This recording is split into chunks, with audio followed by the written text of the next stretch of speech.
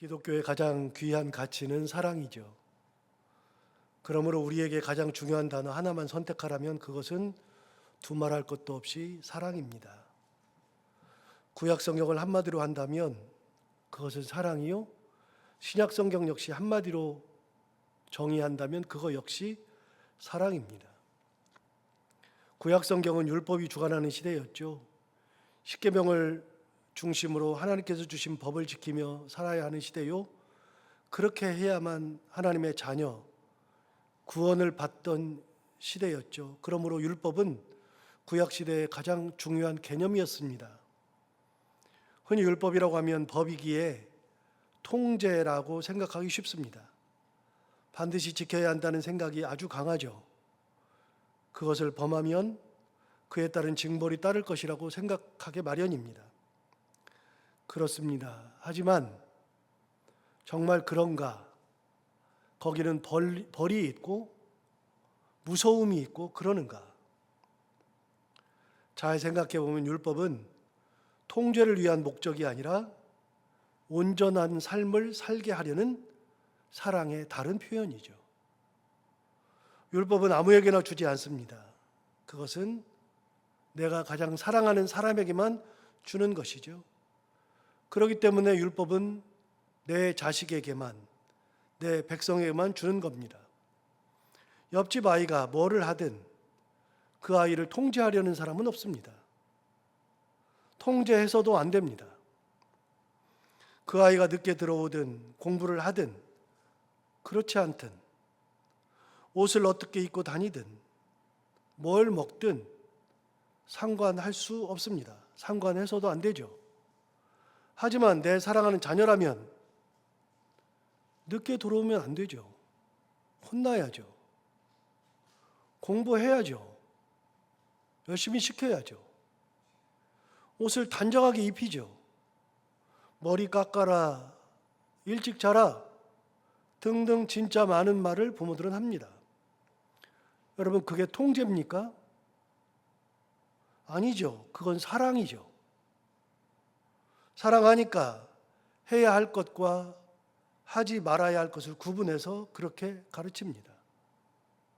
애를 때려서라도 가르치죠. 저는 우리 아이들이 어려서부터 11조 하는 것을 혹독하게 가르쳤습니다. 그것은 나의 신앙이기도 하지만 그렇게 하는 것이 신앙의 기본이요. 제 믿음으로는 하나님이 그걸 기억하시고 그 하나님 앞에 가장 귀한 것을 드리는 자녀를 하나님의 길로 인도할 거라는 확신, 믿음이 있기 때문에 혹독하게 가르쳤습니다. 자기 신앙이 되기까지는 참 오래 걸렸지만 정말 혹독하게 가르쳤습니다. 옷을 살 때나 신발을 살 때나 그것은 반드시 주일부터 입고 신으라고 가르쳤습니다. 아무리 주일 이전에 신고 입고 싶어도 양보를 한 적이 없습니다. 주일 하나님 앞에 먼저 신고 가고 하나님 앞에 먼저 입고 가야 한다. 애들이 얼마나 불평이 많았는지 모릅니다. 11조를 가르칠 때도 그랬지만 주일부터 입는 것도 아이들이 받아들일 수가 없었습니다. 그래도 끝까지 가르쳤죠. 왜요? 내가 가장 사랑하니까요. 다른 사람한테는 그런 얘기를 별로 안 합니다. 상처 입을까 봐, 시험 들까 봐. 내 아이는 하는 거죠. 이게 통제입니까? 사랑이죠. 아이 영혼이 잘 되기를 바라는 아빠의 마음. 아이가 하나님 앞에서 온전한 모습으로 서 있기를 원하는 부모의 마음. 이게 사랑이지 통제가 아니죠. 아니 목사님 그건 좀 심한데요? 라고 여러분이 말할 수 있어도 저는 그거를 양보할 마음이 전혀 없습니다. 엊그제 저희 아파트에서 저녁 10시경에 한 명이 투신 자살했습니다. 저희가 102동인데 101동에서 투신했습니다. 저는 요즘 집사람이 장모님 몸이 안 좋아서 병간호하러 갔기 때문에 제 아이랑 둘이 있는데 안 버리던 음식물 쓰레기 버리러 갔는데 그 사이에 투신자살 해버린 겁니다. 우리 아이 방에다가 하도 더우니까 애가 문을 닫고 창문 닫고 베란다 문 닫고 그리고서 에어컨 켜고서 공부하고 있는데 갑자기 빡 하는 소리가 나더래요. 그렇게 큰 소리가. 여러분, 사람이 투신할 때 머리 깨지는 소리가 엄청 큽니다. 배 터지는 소리가 엄청 큽니다. 폭발 일어나는 것처럼 큽니다. 그래서 들어왔더니 누가 투신 자살한 것 같다 그래서 베란다에서 쭉 내려다보는데 보니까 조금 있으니까 앰뷸런스 오고 소방차도 오고 경찰차도 오고 봤더니 진짜로 투신했어요. 가서 보고 싶었는데 에이, 보면 뭐하나 싶어서 그냥 베란다에서만 봤는데 나무에 가려져서 그 사람을 볼 수는 없었습니다만 그걸 보는데 마음이 참 착잡했습니다. 아, 어떻게 인생을 저렇게 마감할까? 무슨 어려움이 있을까? 분명 이유가 있었을 겁니다. 진짜 마음이 아프고 별 생각이 다 들었는데 그것으로 끝입니다. 왜요? 내 가족이 아니잖아요. 내 자녀가 아니잖아요. 나랑 상관이 없잖아요. 한 인생으로서는 참 안 됐고 그런 극단적 선택을 하는 것에 대해서 참 마음이 아프지만 그래도 내가 사랑하는 내 자식 아니거든요. 그러고 나서 잊었습니다. 만약에 내 자녀가 그랬으면요. 초상집입니다.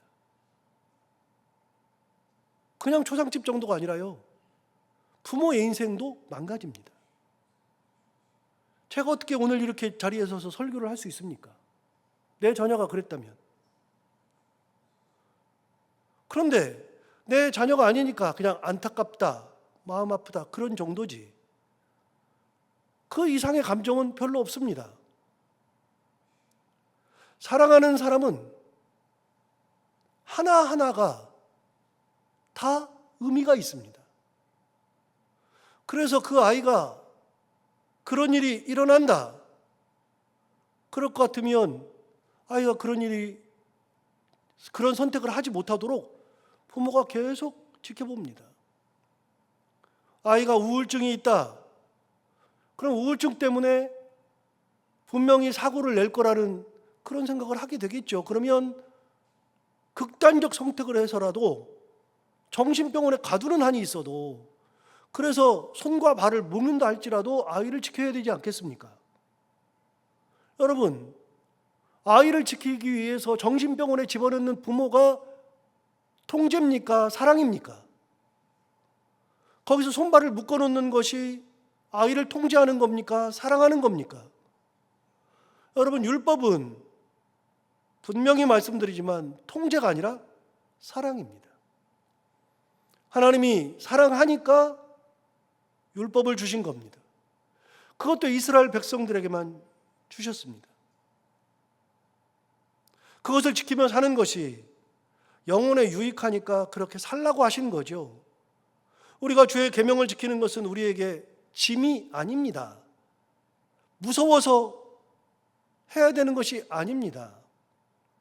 율법은 무섭게 지키는 것이 아니라 하나님이 사랑으로 주신 거기 때문에 우리도 사랑으로 받아야 되고 사랑으로 지켜지는 겁니다. 무슨 말인가?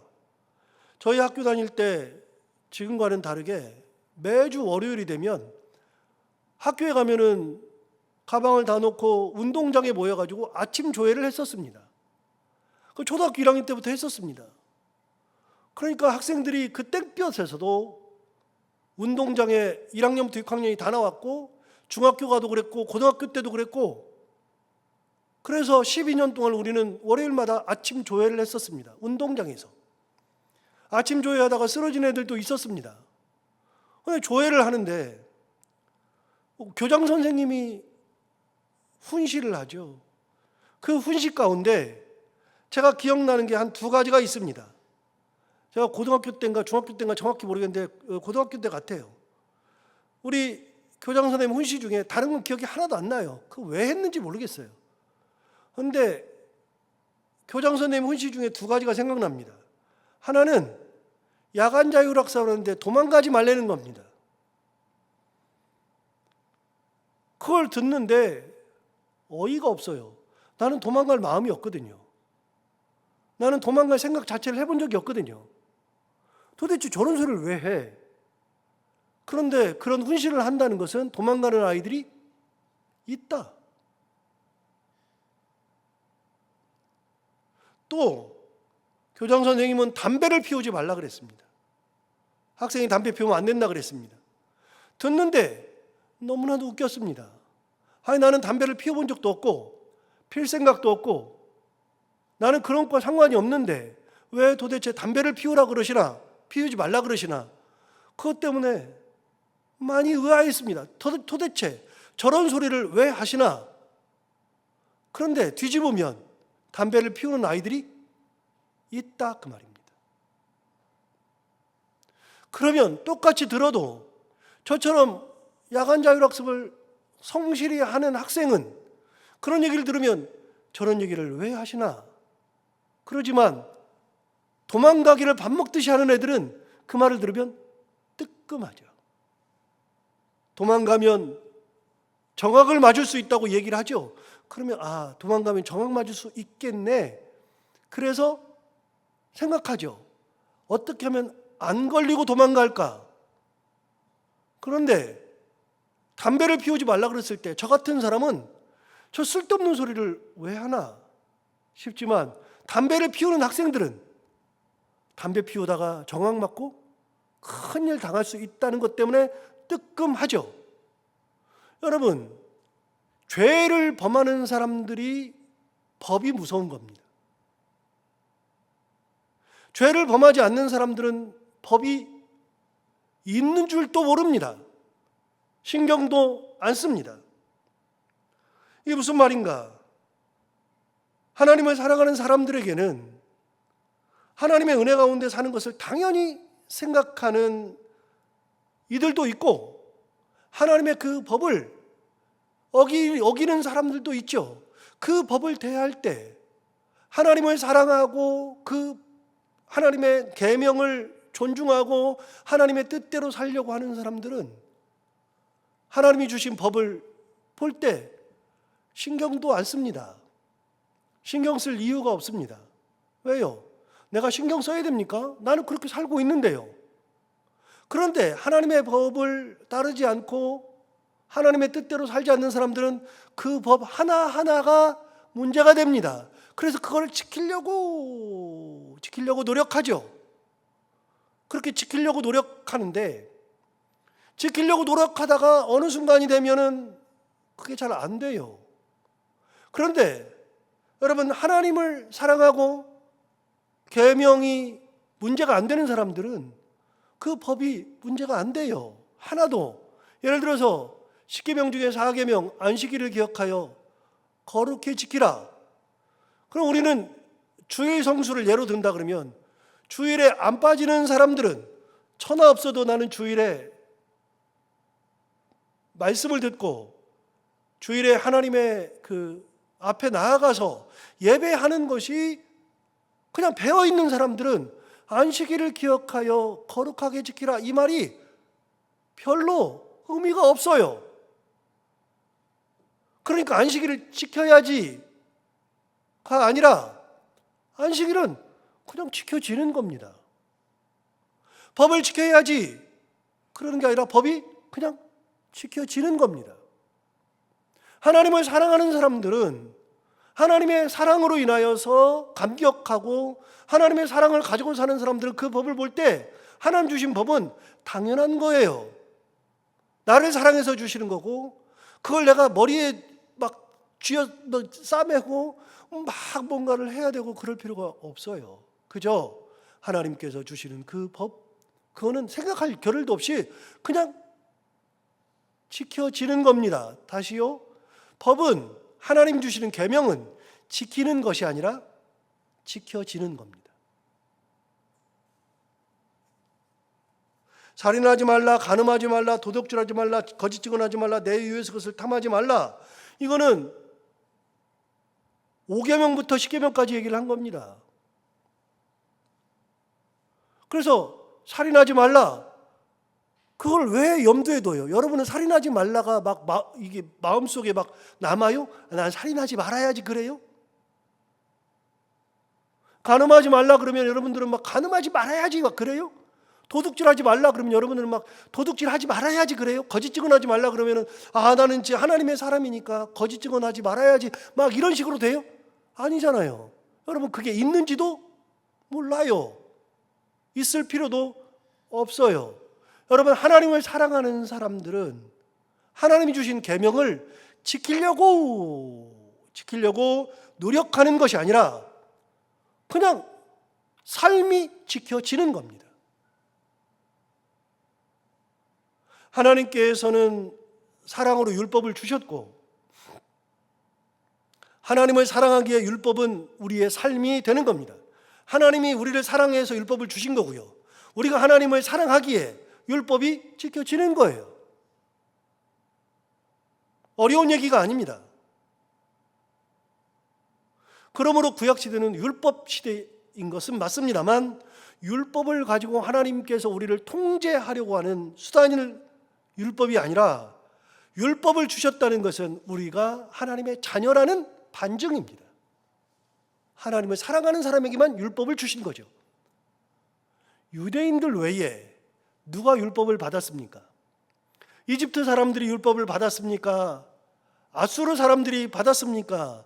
블레셋 사람들이 받았습니까?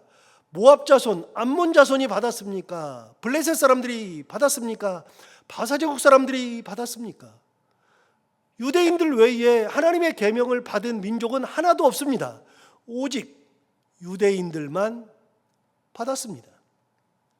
유대인들만 율법을 받았다는 것은 하나님께서 유대인들만 내 자식이라고 하신 겁니다. 내가 사랑한다고 말씀하신 것이죠. 그러므로 그 율법은 하나도 무거운 것이 아니니라. 율법은 무거운 것이 아니니라. 그러므로 구약시대는 율법 시대인 것은 맞지만 뒤집으면 사랑의 시대였습니다. 그래서 구약을 한마디로 하면 율법 시대가 아니라 사랑의 시대입니다. 하나님 사랑 시대. 동일하게 신약 시대 역시 사랑이라는 단어 하나로 모든 것을 다 설명할 수 있습니다. 신약은 예수님의 시대죠. 예수님은 하나님의 아들인데 그 아들이 이 땅에 내려와 인간이 되었고 인간으로 사시다가 인간을 위해 십자가를 지고 죽음의 길을 갔습니다. 그 예수님을 믿기만 하면 구원을 얻게 하려는 하나님의 섭리, 사랑에 의해서 이렇게 된 겁니다. 하나님은 우리를 사랑하셨기에 당신의 독생자 예수 그리스도를 우리에게 주신 겁니다. 몇 번 말씀드리지만 여러분 자기의 외아들을 다른 사람들을 위해서 줄 수 있느냐? 아니 세상에 그런 사람이 어디 있습니까? 누가 뭘 줘도 바꾸지 못해요. 안 바꿔요. 내 자식을 누구랑 바꿉니까? 그런데 내 자식보다 우리를 더 사랑한대요. 내가 너희를 정말로 사랑한대요. 하나님 무슨 말이에요? 거짓말하지 마세요. 진짜라니까. 하나님 무슨 말이에요? 왜 그래요? 내가 너희를 진짜 사랑해. 못 믿어? 내가 내 독생자를 너희를 위해서 주는데도 못 믿어? 여러분 독생자를 어떻게 인간을 위해서 줄 수 있습니까? 이건 하나님의 사랑의 최고 정점에 있는 겁니다. 여러분은 자녀를 줄 수 있습니까? 남을 위해서? 저는 그런 상상을 가끔 한다 그러잖아요. 이제 옛날에 설교하면서도 얘기했는데 여러분 누가 심장병을 앓아요. 심장을 바꿔줘야 돼요. 그런데 내 아이도 건강하고 이 집 아이도 건강해. 이 집 아이는 심장병이 있어요. 그럼 내가 이 집 아이를 사랑한다 그래서 내 아이를 죽여서 심장을 꺼내서 얘를 줘요? 아이 세상에 그런 사람이 어디 있습니까? 그런데 내 아이가 지금 깨어나오지 못해요. 뇌사예요. 죽을 수밖에 없어요. 살아날 가망성은 1%도 없어요. 그러면 혹시 내 아이의 배를 갈라서 심장을 꺼내서 줄 수는 있어도 어떻게 멀쩡한 내 자식을 다른 사람을 위해서 줍니까? 옆집 아이 또리가 아무리 예뻐도 안 된다 그랬잖아요. 여러분은 됩니까? 혹시 이렇게 생각하면 될까요? 나는 자식이 한 명이라 못 줍니다. 그럼 2명이면 내 자식은 2명이니까 한 사람은 그렇게 해서 줄 수 있어요? 여러분 5명이면 하나 해가지고 줄 수 있어요? 10명이면요. 여러분 10명이 아니라 몇천 명이 돼도 안 되는 겁니다. 그거는 어떻게 내 자식을 다른 사람을 위해서 줍니까? 하나님이 그런데 우리를 사랑한대요. 얼마나요? 하나님 말도 안 되는 소리 하지 마세요. 너희를 진짜 사랑한다니까. 아이 왜 그래요? 야, 너희들 왜 못 믿어? 내가 내 자식을 주서라도 너희를 사랑한다고. 예수님은 하나님의 사랑입니다. 그러니까 예수를 우리에게 주신 겁니다. 그 예수 그리스도를 십자가에서 죽게 했습니다. 왜요? 너희의 죄를 없애주겠다고요. 우리가 죄 지은 게 있어서 죄인의 모습에서 벗어날 수 없으니 그 죄를 사하는데 내 자식을 죽여서라도 하겠대요. 하나님께서 그렇게 우리를 사랑해 주셨습니다. 그래서 여러분 신약시대는 그야말로 사랑의 시대입니다. 하나님 우리를 사랑하셨고 사랑으로 예수 그리스도를 주셨고 그 사랑으로 십자가에 달려서 돌아가시게 하시고 그 사랑으로 우리를 구원하시고 우리를 하나님의 백성 자녀 삼아 주신 거, 이게 하나님의 사랑이죠. 구약시대 율법도 하나님의 사랑이요, 신약시대의 예수 그리스도도 하나님의 사랑입니다. 그래서 여러분 성경은 딱 하나로 단어로 이야기를 한다면 성경은 사랑입니다. 하나님의 사랑입니다.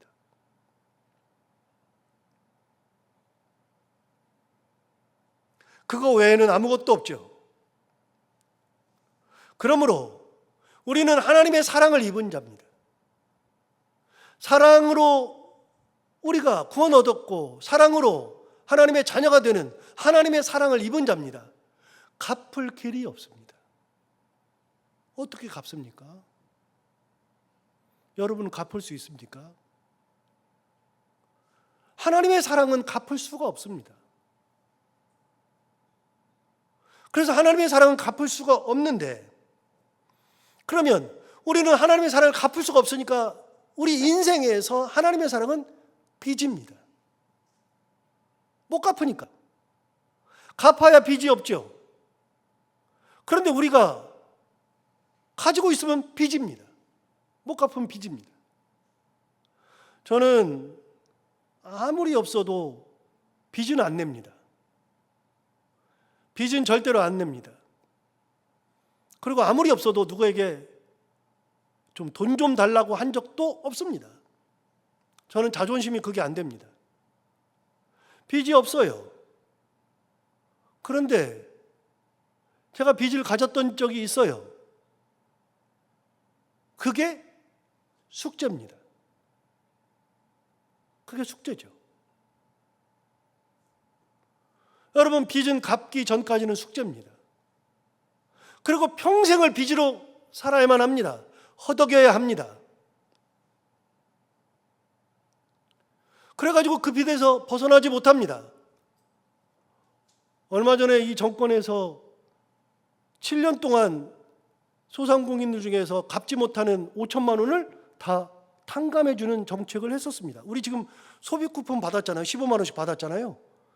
이제 조금만 더 지나면은 이제 90%까지인가요? 10만 원을 더 받습니다. 15만 원 주니까 그렇게 좋더라고요. 공짜는 사람을 춤추게 만들더라고요. 그리고 막 그 15만 원 받으려고 뭐 동사무소에 찾아오시는 분들이 그렇게 많아요. 15만 원 주니까 좋더라고요. 저도 쓰는데 기분이 좋더라고요. 어쨌든 그걸 받았습니다. 그런데 그게 문제가 아니라 소상공인들 중에서 5천만 원 빚진 사람들을 정부가 갚아줬습니다. 그러니까 난리가 났습니다. 도덕적 해이다. 갚은 사람은 뭐가 되냐? 그렇게 말을 했죠. 당연하죠. 그렇게 비판하는 것은 당연합니다. 그런데 한쪽 측면에서는 뭐라고 얘기하죠? 이렇게 얘기합니다. 7년 동안 그러면 안 갚으면 되겠네. 그러면 국가에서 5천만 원 갚아주니까 안 갚으면 되겠네. 똑같이 얘기했잖아요. 그러면 안 갚고 살아볼래요? 7년 동안 은행에서 얼마나 복귀는지? 가능합니까? 여러분, 돈 받으려고 하는 사람들은요, 그걸 어떻게 가만히 놔두질 않아요. 그래가지고서 그걸 받아내다 못 받으면 어떻게 하냐면 그 사람의 인적 사항과 돈을 다른 어떤 회사에다가 넘겨요. 그 사람 걸 넘겨요. 은행에서 하는 게 아니라 넘겨요. 넘기면서 이 사람들이 5천만 원을 주는 게 아니라 그 사람 자료를 넘기면 뭐 100만 원이든 200만 원 어차피 못 받으니까 100만 원이든 200만 원이든 300만 원이든 이렇게 그 은행에다 줘요. 그러면 이 사람들이 100만 원, 200만 원, 300만 원이 어떤 주고 난 다음에 그 사람을 끝까지 쫓아다니면서 5천만 원을 받아내면 이 사람은 4,700만 원 이상이 이익이에요. 그래서 그 사람들이 죽을 똥살똥 받아낸다고요. 그런데 이 사람들은 갚을 수 있어야죠. 빚을 갚을 수가 없으니까 못 갚죠. 그런 사람들한테 당하는 거는 저는 안 당해봐서 모르는데요. 여러분, 그런 사람들한테 은행에서가 아니라 그런 사람들한테 당하는 것은 그거는 견딜 수가 없습니다. 그래서 정부가 5천만 원을 갚아줬어요. 그럼 어떻게 갚느냐? 그냥 5천만 원을 다 갚아주는 게 아니라 국가에서 블랙뱅크라고 검은 은행이라고 세워서 은행에서 그런 사람들을 250만 원씩 주고 5천만 원을 주는 게 아니라 250만 원씩 주고 5천만 원을 받아다가 없애주는 거예요. 그렇게 해가지고서 소상공인들을 많이 탕감해줬어요. 여러분, 빚은 그런 거예요. 빚을 지면 살 수 없어요. 빚을 갚기 전까지는 절대로 사는 것이 불가능합니다. 그런데 우리는 하나님께 뭘 졌느냐? 빚을 졌어요. 어떤 빚? 사랑의 빚. 우리를 사랑해서 자식을 주시는 빚을 우리가 졌단 말이에요. 그 무엇보다도 차라리 돈을 줬으면 좋지. 아들을 주는 것은 안 되는 건데, 그런데 돈을 주고 뭐 다른 거를 주고 그런 게 아니라 자식을 줬어요.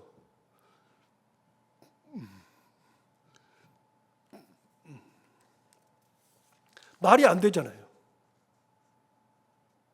그래서 우리는 하나님께 빚을 졌습니다.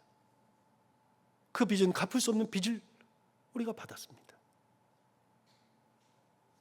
그 빚을 받고 우리는 살아가는 거예요. 그러면 어떤 의식으로 살아가요? 빚쟁이 의식을 가진 거예요. 빚쟁이 의식.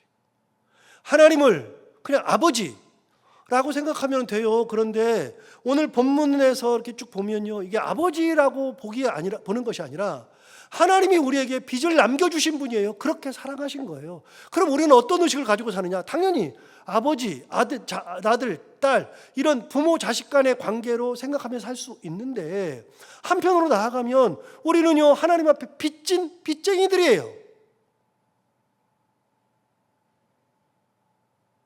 그 빚을 가지고 살아가요. 자, 오늘 본문을 볼까요? 8절을 보십시오. 8절을 보시면 이렇게 말했습니다. 피차 사랑의 빚 외에는 아무에게든지 아무 빚도 지지 말라. 여기 얘기했어요. 사랑의 빚을 지는 것 외에는 아무에게든지 아무런 빚도 짓지 말아라. 이거는 우리끼리 하는 얘기긴 하지만 저는 사도 바울이 얘기한 거예요. 너희들도 서로 간에 사랑의 빚은 질 수 있다. 그런데 사랑의 빚 외에는 아무것도 누구에든지 그런 빚을 지지 말아라 그랬는데, 저는 본문을 보다가 우리 인간들끼리 사랑의 빚을 말하기 전에 하나님께서 우리에게 주신 그 빚, 사랑의 빚, 그게 먼저 떠올랐어요. 사도 바울의 의도랑 상관없이. 여러분, 우리는 다 사랑의 빚을 졌어요. 원튼 원치 않든 우리는 사랑의 빚을 졌어요. 그래서 우리는 평생을 그 빚 가운데 살아가요. 그럼 그 빚을 가지고 있을 때 우리는 어떻게 하느냐? 그 빚을 갚아야 되는데 못 갚으니까 어떻게 해요? 하나님을 사랑으로 갚는 거예요. 사랑으로.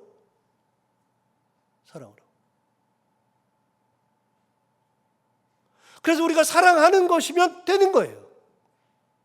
하나님도 우리에게 사랑의 빚을 질 수 있어요. 여러분, 저는 성경을 보다가 가장 놀라는 구석이 한 두어 군데가 됩니다. 근데 그 중에 하나가 뭐냐면, 아브라함이 하나님의 명령을 받아서 이삭을 제물로 드리는 장면, 그 장면을 볼 때마다 야, 정말 이게 대단하구나 이런 생각을 할 때가 있습니다. 아브라함이 자식 이삭을 바칠 때 하나님의 말씀대로 다 했습니다.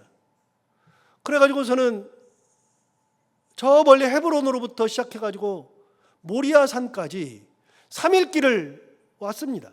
3일 길로 올라가서 산으로 올라가는데 종들은 그 밑에다 놔두고, 그 다음에 번제로 드려야 되니까 나무를 가지고 왔는데, 나무를 어디서부터 가져왔느냐? 나무는 헤브론에서부터 가져왔어요.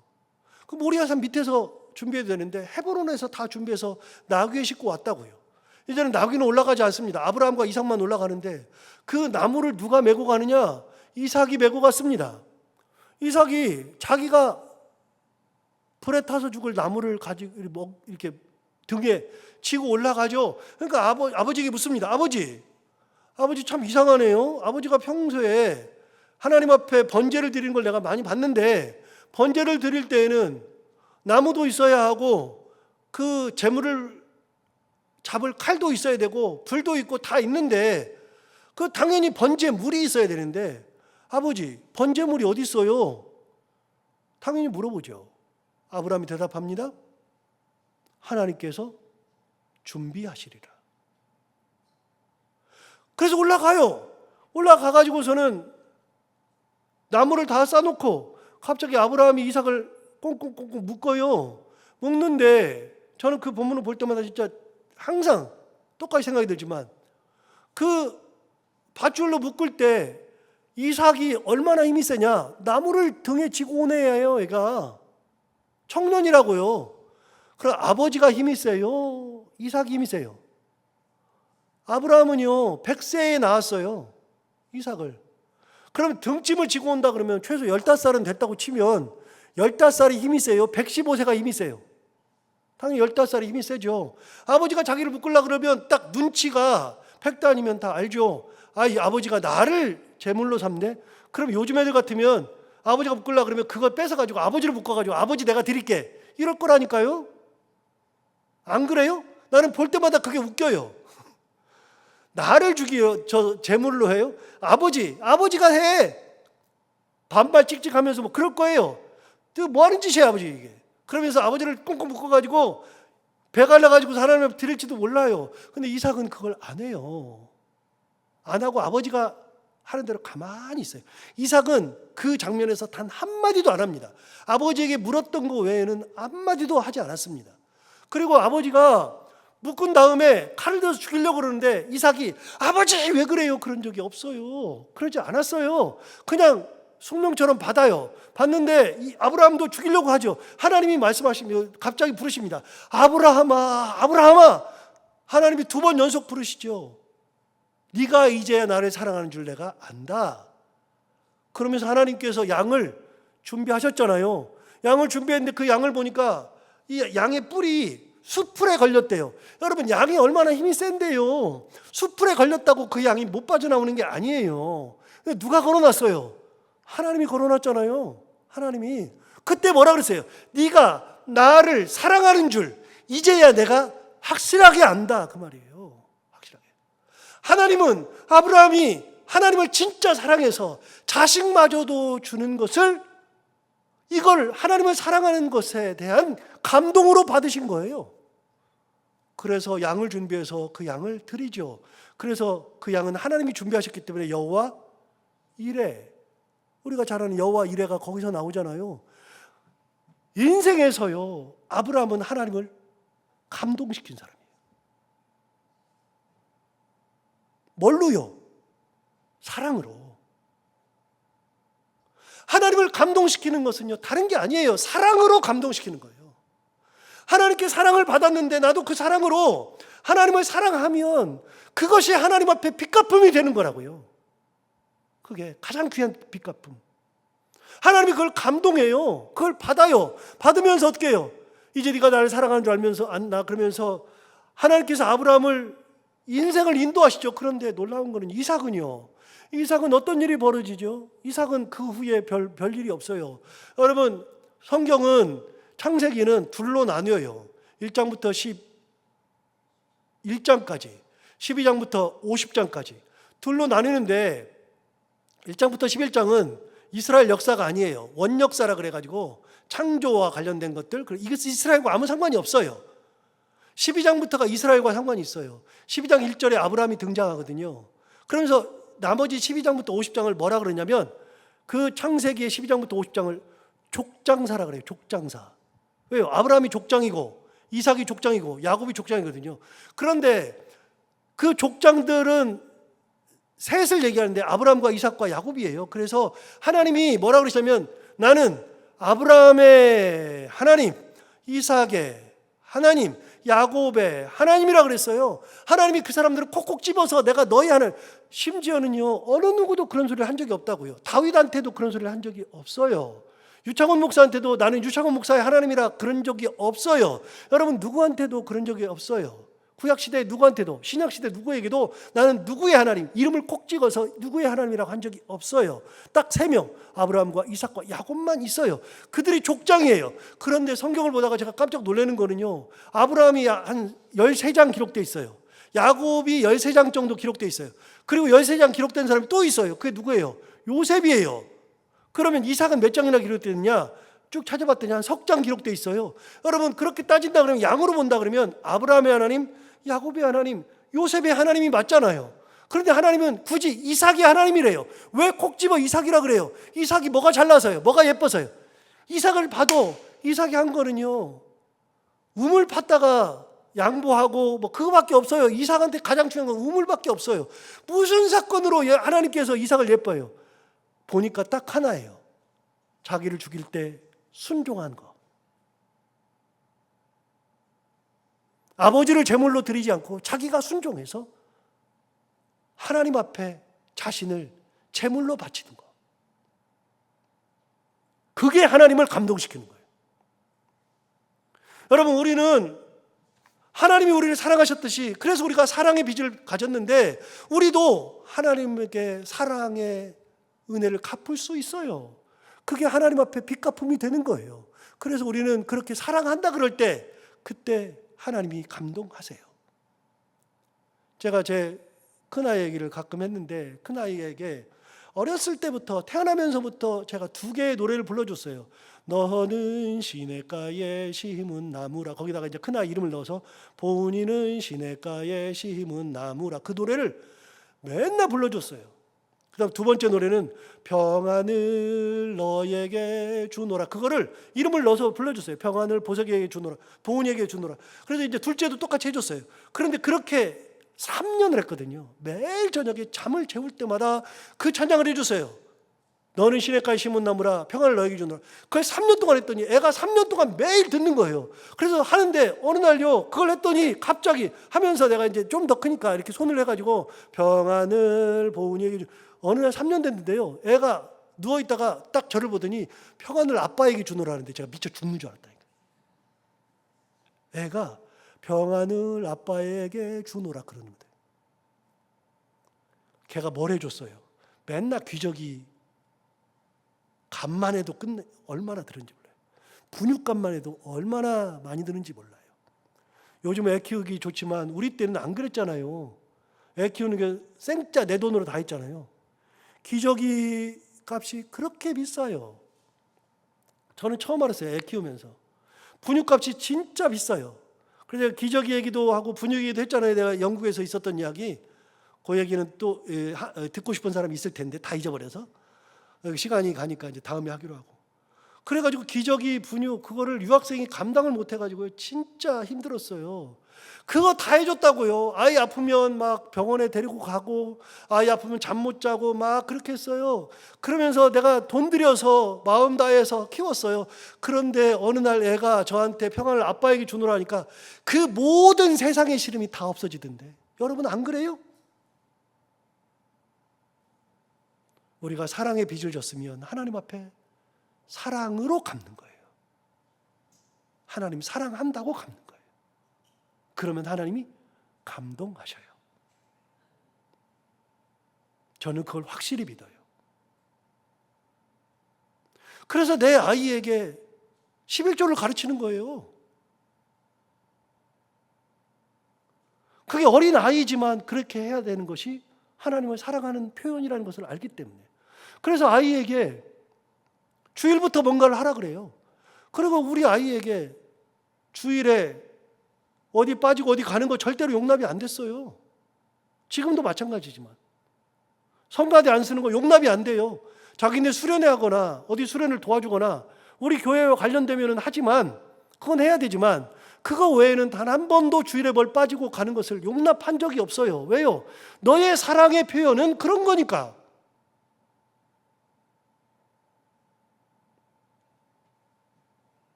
팔절 하반절을 보세요. 8절 하반절에 이렇게 말했어요. 남을 사랑하는 자는 율법을 다 이루었느니라. 사랑이 율법을 이루는 겁니다. 여러분 아까도 말씀드렸어요. 하나님을 사랑하면 율법이 사랑하지 않을 때는 율법을 지켜야지. 의지적 신앙. 의지적 신앙. 의지적 신앙은 내가 지켜야 돼요. 지켜야지. 의지적으로 신앙을 막 가지고 있을 때는 막 하나님 앞에요. 내가 살인하지 말아야지. 그러면서 막 해요. 안식일을 기억해야지. 의지적으로 해요.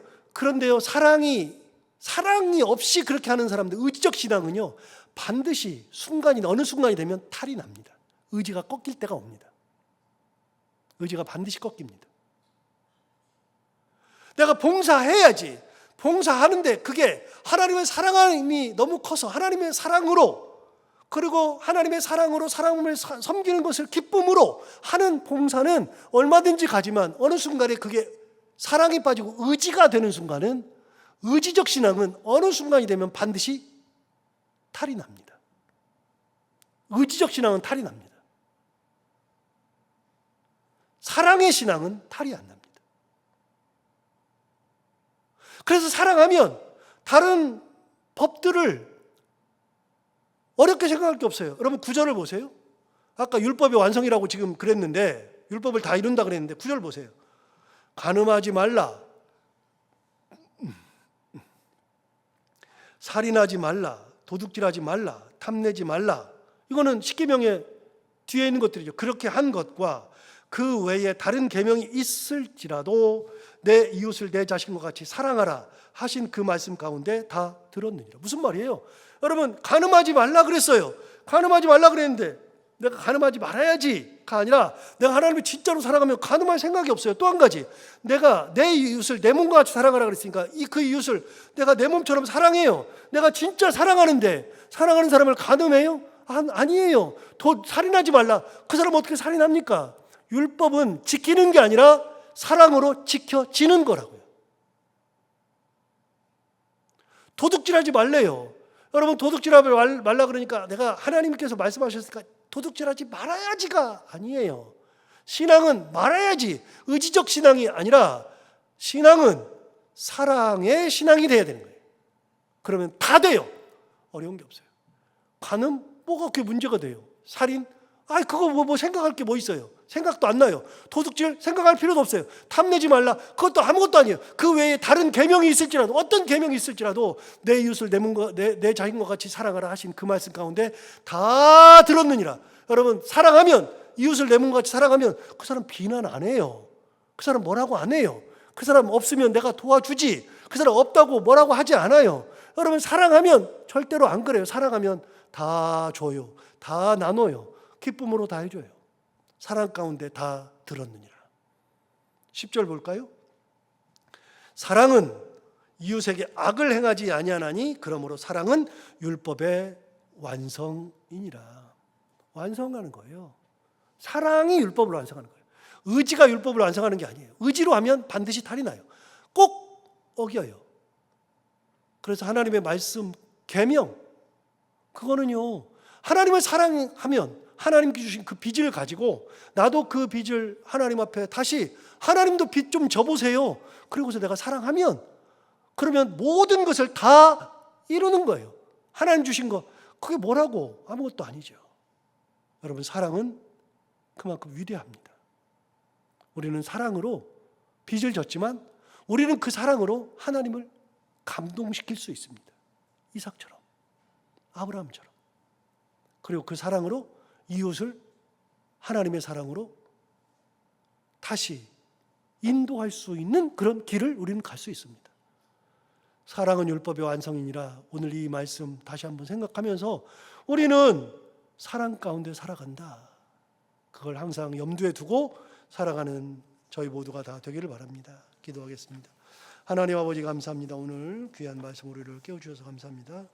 이 말씀 듣고 정말 우리가 살아가는 것은 하나님의 사랑에 빚을 지고 살아간다는 거, 갚을 수 없는 빚을 졌다는 거. 그래서 우리도 하나님을 사랑함으로 하나님 앞에 가장 귀한 것을 돌려드린다는 거 생각하고, 하나님을 사랑하고 이웃을 사랑하면서 하나님 주신 계명, 하나님 주신 말씀 다 이루며 살아가는 저희들 모두가 다 되게 하여 주옵소서.